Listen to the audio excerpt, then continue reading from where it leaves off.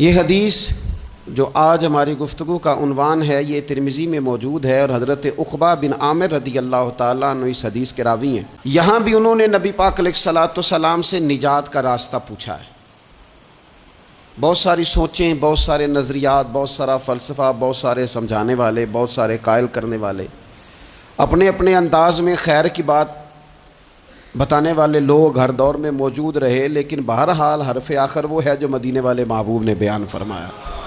نبی اکرم صلی اللہ تعالیٰ علیہ وسلم سے حضرت عقبہ بن عامر رضی اللہ تعالیٰ عنہ کہتے ہیں کہ میں نے عرض کیا، قلت یا رسول اللہ صلی اللہ تعالیٰ علیہ وسلم من نجات، کہتے ہیں میں نے پوچھا کہ یا رسول اللہ صلی اللہ تعالیٰ علیہ وسلم نجات کیا ہے؟ اللہ تبارک و تعالیٰ نے نبی پاک علیہ السلام کو یہ اعزاز عطا فرمایا ہے کہ حضور نہ جوامع الکلم کے ساتھ دنیا میں آئے، اور حضور فرماتے ہیں انا افصح العرب، عرب سارے ہی بڑی فصیح و بلیغ بات کرتے ہیں، کھلی بات کرتے ہیں، لیکن عربوں میں سب سے زیادہ بات کرنے کا سلیقہ اللہ نے مجھے عطا فرمایا ہے۔ یہ حضور علیہ السلام کی شان اقدس ہے کہ بہترین انداز میں حضور تھوڑے جملوں میں گہری بات، الفاظ کے لحاظ سے وہ بات مختصر ہے اور مفاہیم کے لحاظ سے اتنی وسیع ہے کہ سارے سمندر اس کے اندر سمو دیے نبی پاک علیہ السلام۔ من نجاتو، بہت بڑی بات پوچھی، بڑی وسیع بات پوچھ لی، یا رسول اللہ نجات کیا ہے، کامیابی کیا ہے، فلاح کیا ہے؟ تو نبی پاک صلی اللہ تعالیٰ علیہ وآلہ وسلم نے 3 باتیں ارشاد فرمائیں۔ سب سے پہلے حضور نے نجات کے لیے جو بات ارشاد فرمائی وہ بڑی قابل غور ہے اور سمجھنے والی ہے۔ حضور علیہ الصلوۃ والسلام نے پہلی بات ارشاد فرمائی، فرمایا اگر تو نجات چاہتا ہے تو اپنی زبان کو اپنے قابو میں رکھ، اپنے بولنے پر کنٹرول کر، تول کے بولنا شروع کر، اپنے لفظوں کی حرمت کا خیال کر۔ اپنی زبان پر جو بندہ کنٹرول پا گیا یہ پہلی علامت ہے نجات کی۔ اور ایک مقام پہ نبی پاک علیہ السلام نے یوں بھی بیان فرمایا، فرمایا تم مجھے گارنٹی دو 2 چیزوں کی اور مجھ سے گارنٹی لے لو جنت کی۔ فرمایا تم مجھے اپنی 2 ٹانگوں کے درمیان شرمگاہ کی اور 2 جبڑوں کے درمیان زبان کی گارنٹی دے دو، اور میں اللہ کا محبوب ہو کے تمہیں جنت کی گارنٹی دیتا ہوں۔ پہلی بات نجات کے لیے نبی پاک علیہ السلام نے یہ ارشاد فرمائی کہ اپنی زبان کو اپنے قابو میں کر، اس پر کنٹرول کر۔ اور دوسرا فرمایا تیرا گھر تیرے لیے کافی ہے، ادھر ادھر بلا وجہ نہ گھوما کر، بغیر سبب کے بہت ساری مجالس میں نہ جایا کر، ضرورت کے لیے جائیں، خیر پانے کے لیے جائیں، اچھے ارادوں سے سفر کریں۔ گئے ہمارے صوفیاء علماء دور دراز کے سفر کیے محدثین نے، کس لیے؟ حضور کی احادیث کو جمع کرنے کے لیے، نبی پاک علیہ الصلوۃ والسلام کے فیضان سے حصہ پانے کے لیے۔ لیکن فرمایا ادھر ادھر نہ، کچھ لوگوں کو بڑا شوق ہوتا ہے، اس مجلس میں بھی جائیں گے، اس محفل میں بھی جائیں گے، اس کی بھی سنیں گے، اس کی بھی سنیں گے، نتیجہ یہ رہے گا کہ بے یقین ہو جائیں گے، اپنے گھر سے نکلیں گے، گھر گھر پھریں گے، کسی گھر کے نہیں رہیں گے۔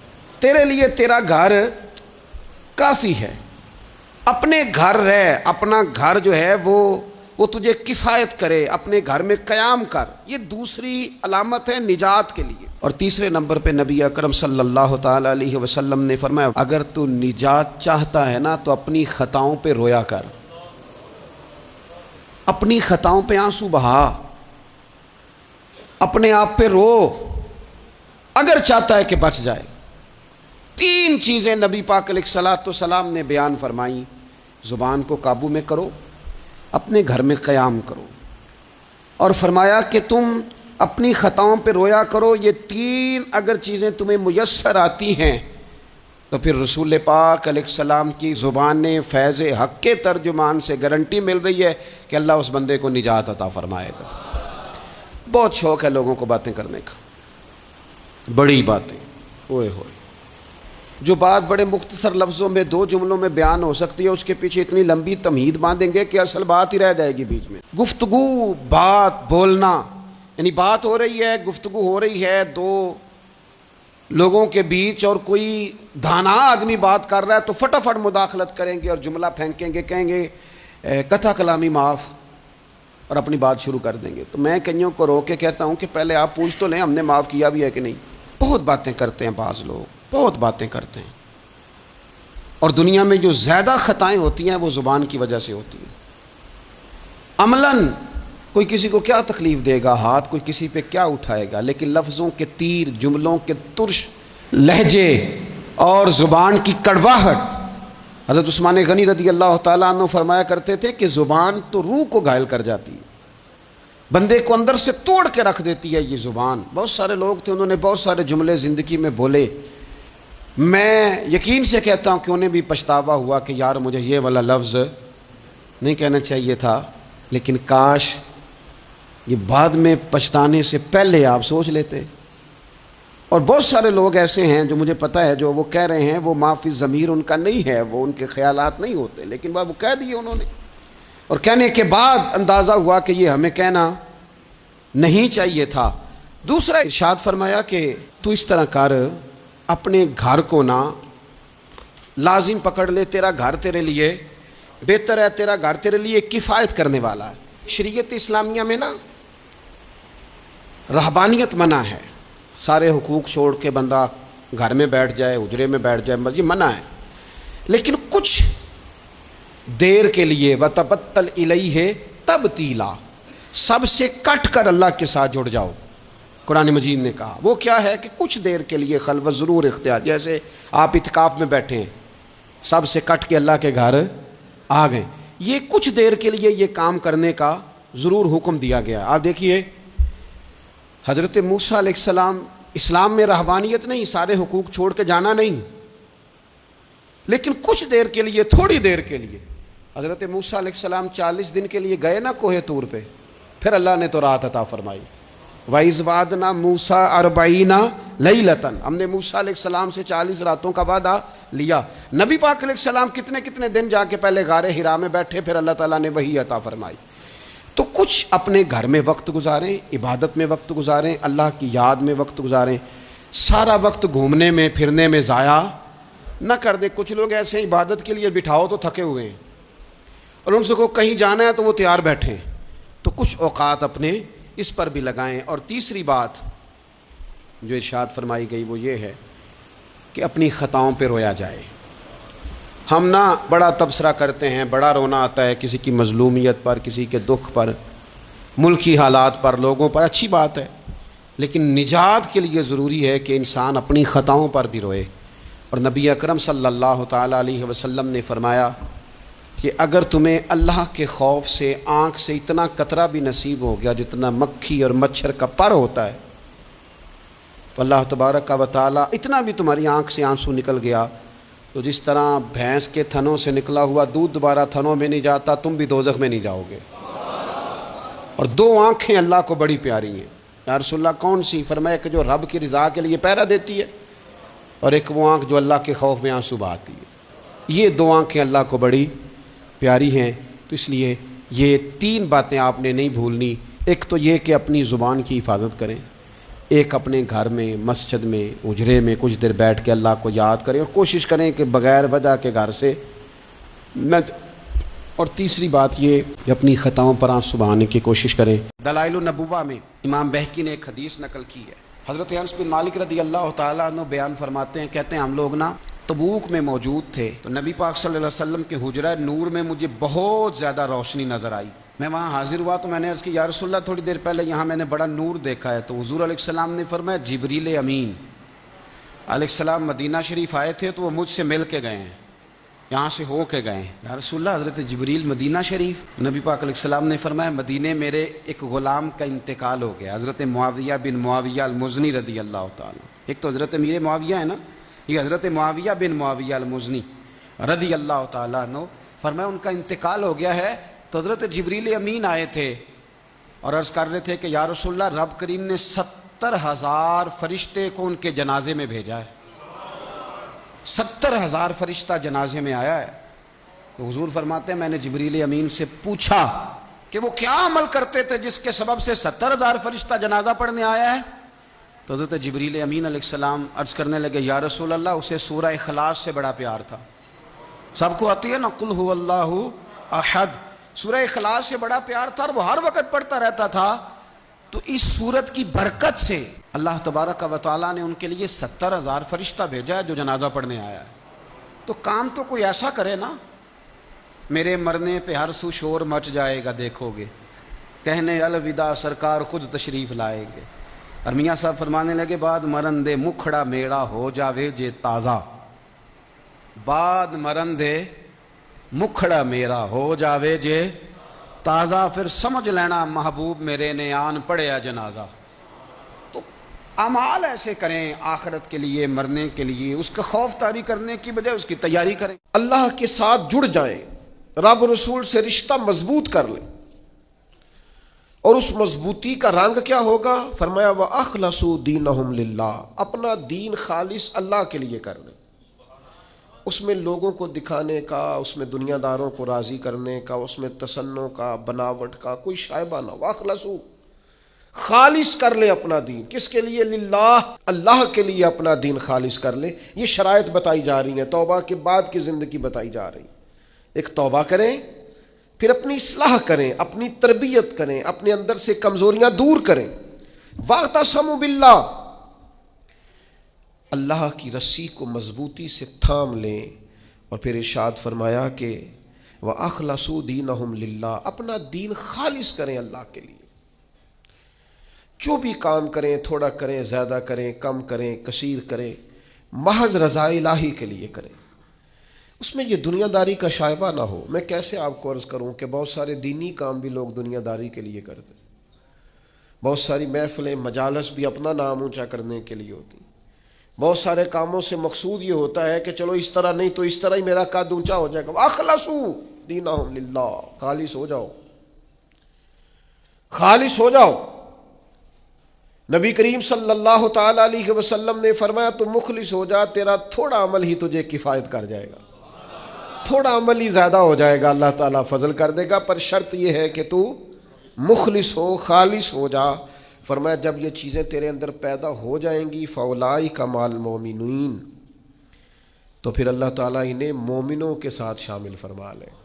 میں کہہ چکا ہوں بات تو پیچھے منافقین کی ہو رہی ہے, لیکن یہاں صوفیاء نے باریک نقطہ بیان کیا. فرمایا جب تو توبہ کرے گا, جب تو اپنی اصلاح کرے گا, جب تو اللہ کی رسی مضبوطی سے تھام لے گا, جب تو اپنا دین اللہ کے لیے خالص کر لے گا, پھر اللہ تجھے اپنے کامل بندوں میں شامل فرما لے. پھر تو کاملین میں آ جائے گا. مومن جو کامل ہوتے ہیں ان کی صفوں میں اللہ تجھے کھڑا کرے گا. وَسَوْفَ يُؤْتِ اللَّهُ الْمُؤْمِنِينَ أَجْرًا عَظِيمًا, اور فرمایا ان قریب اللہ مومنوں کو بڑا ہی اجر عطا فرمانے والا ہے. جن بندوں میں تمہیں شامل کیا جائے گا ان قریب تم دیکھو گے اللہ انہیں بڑا اجر عطا کرنے والا ہے. اور جو اگلی آیت ہے نا, دل میں ہو دھڑکن, دل مردہ نہ ہو, ضمیر زندہ ہو. تو یہ جو اگلی آیت ہے نا قرآن مجید کی, سورہ نساء کی اور 5ویں پارے کی آخری آیت, یہ عجیب اللہ کے انداز کریمانہ کا پتہ دیتی ہے. یہ بڑے انوکھے انداز میں بندہ مومن سے خطاب کرتی ہے. یہ بڑے انوکھے انداز سے کافر کو, منافق کو بھی سمجھاتی ہے. یہ کس طرح کھول کر ایک نیا رنگ قرآن مجید اپنے پڑھنے, سننے, سمجھنے والوں کے دلوں میں پیدا کرتا ہے. اللہ کریم نے ارشاد فرمایا ما یفعل اللہ بعذابکم, فرمایا اللہ تمہیں عذاب دے کے کیا کرے گا. اللہ تمہیں عذاب دے کے, اوہو قربان جائیں, مالک چاہتا نہیں کہ تمہیں, اللہ تمہیں عذاب دے کے کیا کرے گا. ان شکرتم و آمنتم, اگر تم شکر ادا کرو اور ایمان لے آؤ, اگر تم شکر گزار بندے بن جاؤ, مومن بندے بن جاؤ, تو اللہ تمہیں عذاب دے کے کیا کرے گا. رب تمہیں عذاب دینا چاہتا نہیں ہے, وہ کرم کرنا چاہتا ہے, وہ عطائیں کرنا چاہتا ہے. دو ہی مطالبے ہیں, ایک یہ کہ اس کے شکر گزار بنو, اور ایک یہ کہ مومن کامل بنو. کامل ایمان ہو اور مزاج شکر والا ہو تو رب کہتا ہے او اللہ تمہیں عذاب دے کے کیا کرے گا. اس کی رضا نہیں ہے کہ تم چھلانگیں لگاتے ہو, عذاب کی طرف بڑھتے ہو. پوچھ لے ویسے دائیں بائیں کسی سے, پوچھ لے ویسے اپنے آپ سے کہ دل شاکر ہے. اللہ کی رضا پہ راضی ہے؟ جہاں مالک نے رکھا ہوا ہے وہاں لوگ خوش ہیں۔ ہمارے مزاجوں سے تو حال میں مزید کی طلب ہی نہیں جاتی، یہ کوئی نہیں وہ کوئی نہیں، یہاں پریشانی وہاں دکھ یہاں آزمائش، ہر وقت کے شکوے، ہر وقت کی پریشانیاں، ہر وقت کی آزمائشیں ہم نے اوڑھ رکھی ہیں۔ فرمایا اللہ تمہیں عذاب دے کے کیا کرے گا اگر تم شکر کرو، اگر تم ایمان لاؤ۔ اور مزے کی بات دیکھو، شکر اتنی بڑی نعمت ہے کہ ایمان کا ذکر بظاہر بعد میں کیا، شکر کا پہلے کیا ہے۔ اور یہاں علماء نے لکھا ہے کامل مومن بھی وہی ہوتا ہے جو رب کا شکر گزار ہوتا ہے۔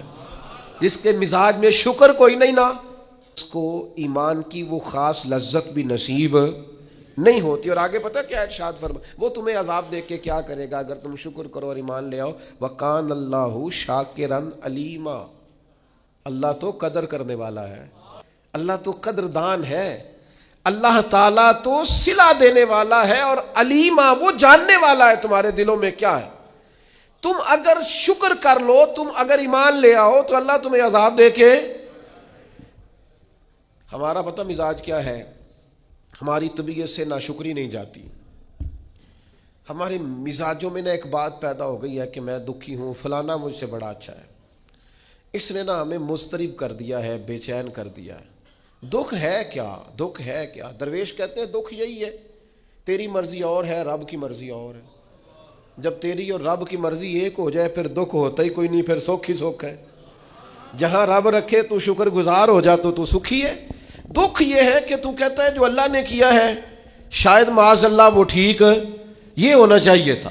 تو یاد رکھنے کی بات ہے، سمجھ لیں اس کو، توبہ کے بعد جو اپنی زندگی ہے اس کو کس طرح گزارنا ہے اسے سمجھیں۔ آ گئی شب برات، ساری رات روئیں گے مسلمان، پھر کیا بدل جائیں گے؟ پھر سویرے جھوٹ ختم ہوگا معاشرے سے، لاکھوں جو اکٹھے ہو کے ایک جگہ پہ توبہ کریں گے تو کیا پھر ملاوٹیں ختم ہو جائیں گی، رشوتیں ختم ہو جائیں گی، بددیانتیاں ختم ہو جائیں گی، ماں باپ کی نافرمانیاں ختم ہو جائیں گی؟ کیا معنی ہے رونے کا؟ توبہ کا معنی کیا ہے؟ او بھائی مزاج کو سمجھیں، دین کی حقیقت کو سمجھیں۔ توبہ جب آپ کریں گے تو اس کے لیے ضروریات کیا ہے؟ سب سے پہلی بات تو یہ ہے کہ توبہ کرنے کے لیے ندامت کی ضرورت ہوتی ہے۔ نبی اکرم صلی اللہ تعالیٰ علیہ وسلم نے ارشاد فرمایا، یہ احمد بن حنبل میں بھی حدیث ہے، مسند امام احمد بن حنبل میں، ابن ماجہ میں، دیگر کتب حدیث میں بھی محبوب نے فرمایا ندامت کا نام توبہ ہے، شرمندگی کا نام توبہ ہے، غلطی کر کے احساس ہو جانے کا نام۔ اور جن لوگوں میں احساس نہیں ان کی کوئی توبہ نہیں۔ مجھے یاد تو نہیں جی کبھی کسی کا دل دکھایا ہو، مجھے یاد تو نہیں کبھی کسی کا برا چاہا ہو، مجھے یاد تو نہیں کبھی کسی کا نقصان کیا ہو، پر میں اللہ کی بارگاہ میں توبہ کرتا ہوں۔ بھئی آپ پاک صاف اتنے ہیں تو توبہ کس بات کی؟ آپ میں جب ندامت ہی نہیں پیدا ہو رہی، آپ گناہ کو گناہ ہی تسلیم نہیں کر رہے، اپنی غلطی نہیں مان رہے، تو توبہ کاہے کی؟ تو توبہ کرنے سے پہلے احساس پیدا کرنا، ندامت پیدا کرنا، شرمندگی دل میں پیدا ہونا، یہ تو پہلی سیڑھی ہے۔ اور اگر یہ سیڑھی حاصل نہیں ہے تو پھر توبہ انسان کو میسر آ سکتی۔ حضرت عمر فاروق رضی اللہ تعالیٰ عنہ ارشاد فرمایا کرتے تھے، جو لوگ زیادہ کثرت سے توبہ کرنے والے ہیں، استغفار کرنے والے، ان کے پاس بیٹھا کرو، ان کے دل نرم ہوتے ہیں، صحبت اختیار کیا کرو، مزاج کے نرم ہوتے۔ کیوں؟ کہ ان کے اندر احساس ہوتا ہے ہم سے غلطی ہو گئی، انہیں خیال آتا ہے۔ آج ہمارا سب سے بڑا مسئلہ یہ ہے کہ ہمیں احساس ہی نہیں اپنی غلطیوں کا۔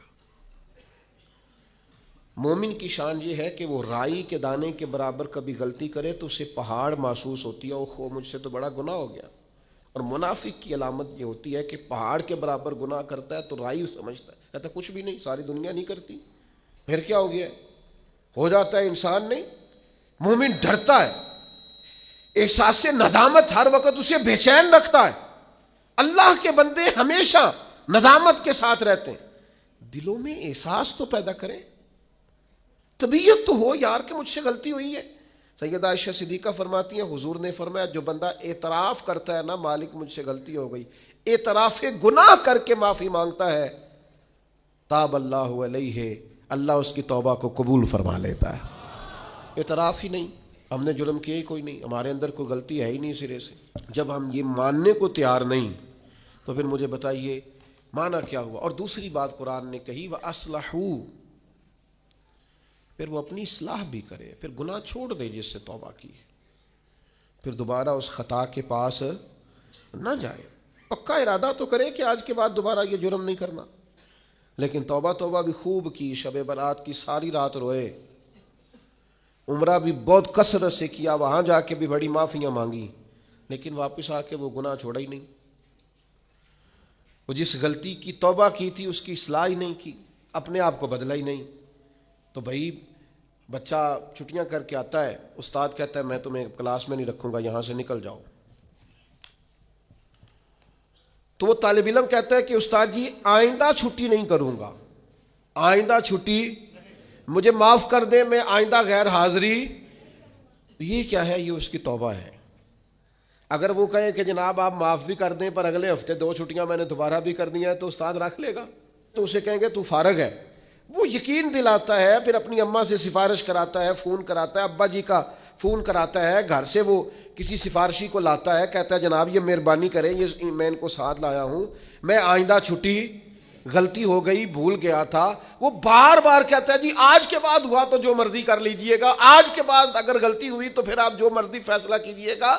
یہ غلطی آئندہ نہ کرنے کا ارادہ توبہ ہے۔